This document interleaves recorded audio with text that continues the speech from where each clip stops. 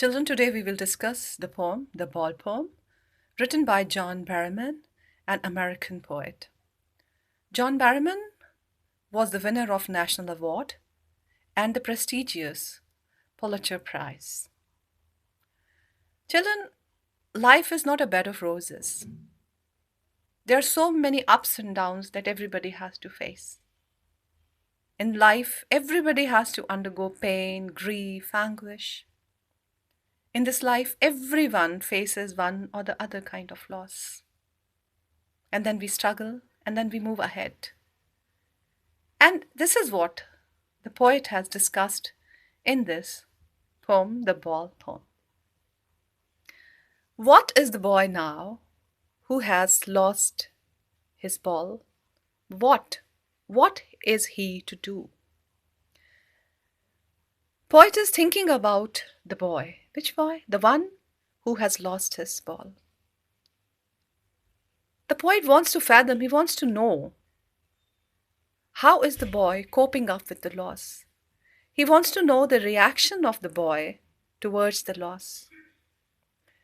He says, I saw it go. The poet, I saw it go, merrily bouncing down the street. It is the ball. He says, I saw the boy playing with the ball, and then I saw the ball bouncing up and down happily, rolling down towards the street, and from there, bouncing, it went towards the river and was lost in the river forever, causing pain and grief to the child. Children, over here, if you see, what is the boy now? And the second line also, what is he to do? The what word is repeated. If I ask you which poetic device is there, no doubt you will say repetition, and that is correct. What word is repeated? But I want you to pay attention. Now see the place where the word what is used. It is used as the first word of the phrase. So when a word is used as the first word in the phrase and in 2 to 3 sentences continuously, we call it anaphora. This poetic device is called anaphora. Now, for example, the boy had a beautiful ball. With the ball he went to the market. There he saw many more balls, but he found his ball to be the prettiest. Now, in these lines, I use the word ball. But what was the placement of the word ball? The word ball was used anywhere in between the sentence. So that is repetition. And this, what is the boy now? What is he to do? This is anaphora. And in the second 2 lines also, we find good example of the poetic device, anaphora. Merrily bouncing, merrily over. And over here, another literary device that poet has used is imagery. He has written the poetry so beautiful that you can actually imagine, visualize, visual imagery.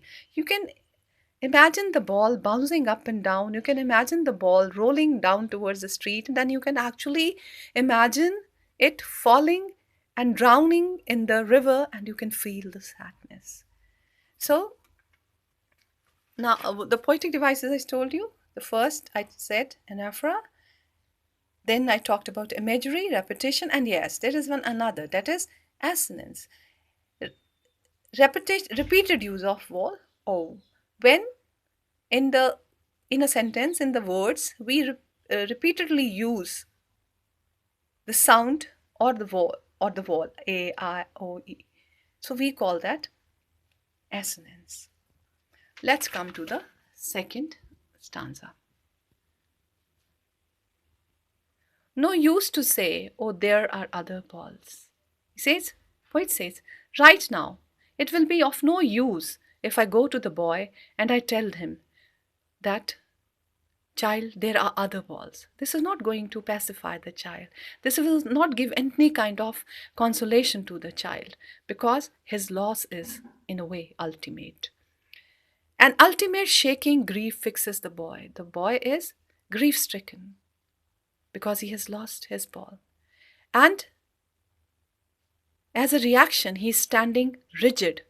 He's trembling. He's staring down, maybe wishing his ball to come back. bounced back from the deep depths of the river. All his young days into the harbor where his ball went. Why is he so sad? Because this ball is not a merely ball. This ball is a companion. He had spent his young days with the ball. He has memories attached to the ball. And in a way, he loves this ball. And the loss of the ball is causing pain. Poet says, I would not intrude on him. The poet can go, pat the child, can say, we can buy another ball. But he says, no, I do not want to intrude. I don't want to interrupt him. I want him to be with his own thoughts.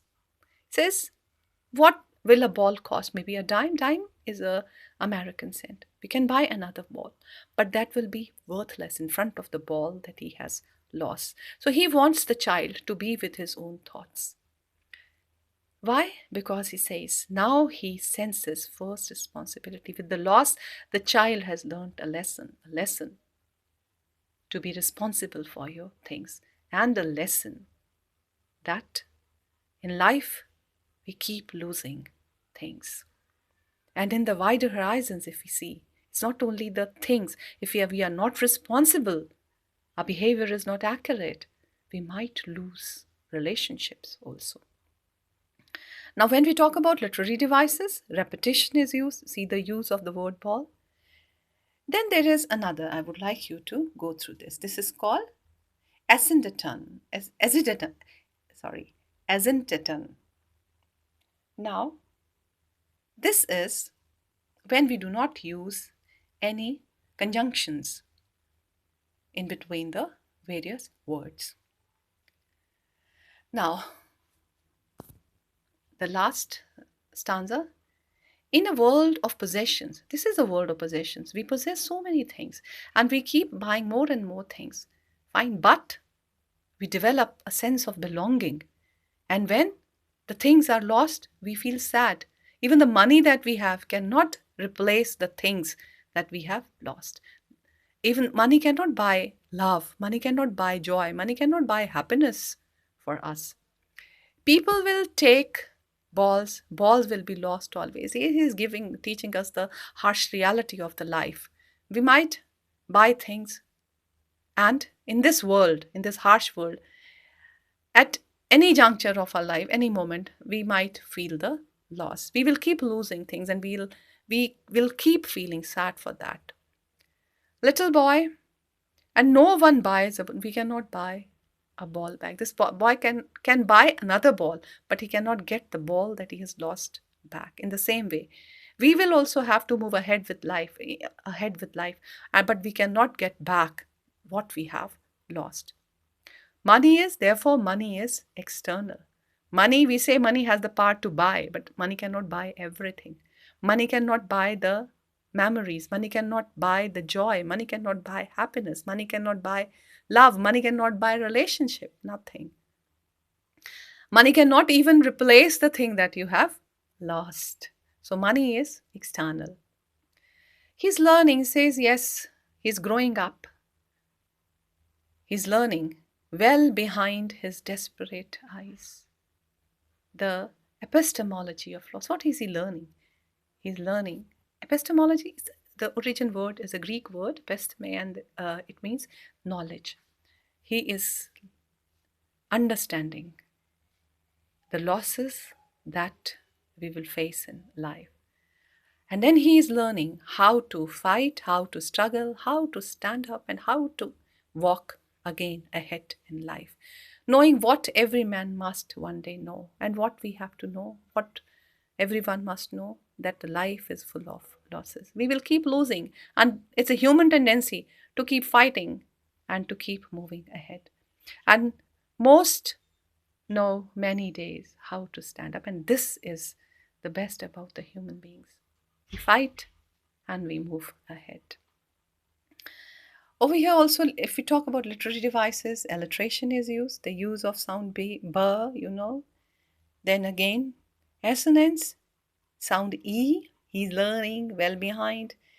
And then repetition is there. And if we talk about rhyming scheme, there is no rhyming scheme followed in the poem. Now let's talk about the message.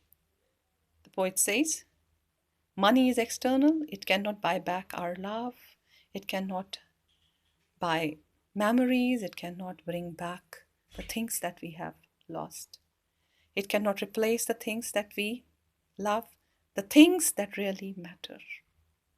In this poem, the boy's ball personifies the young days and happy innocence which the boy has lost.